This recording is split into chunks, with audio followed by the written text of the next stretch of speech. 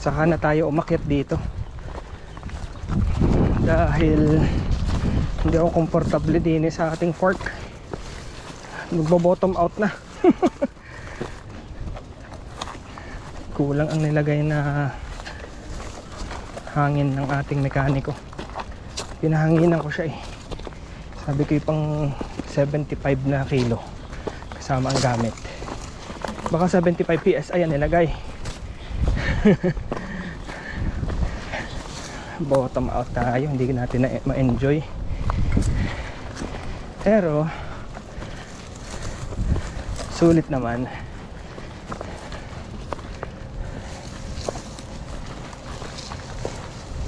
Tapos dun tayo sa gitna dadaan sa sunod dahil parang walang daan dito. Dead end na eh.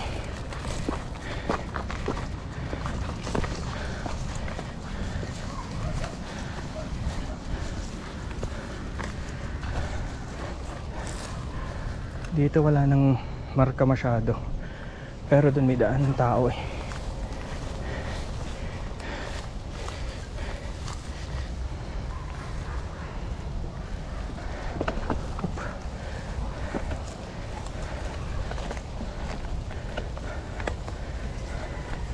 Nakasubsob na ako eh.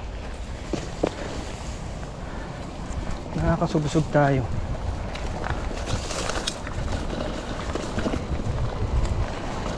Wow, potential tong part na to ah.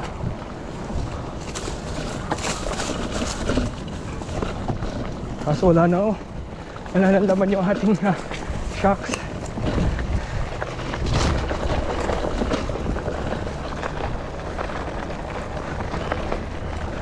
Nahapon po.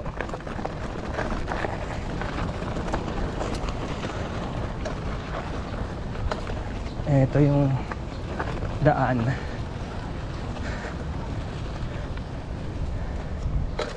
Babalikan natin sa sunod. Uwi na tayo dito sa Tanggal Kate. Kainis, kalungkot yung ating fort. Ay, bababa dun. Bottom out na eh. Ano ba yan?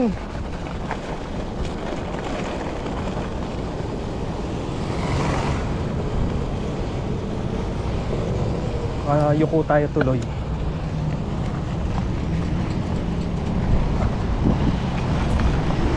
Ay.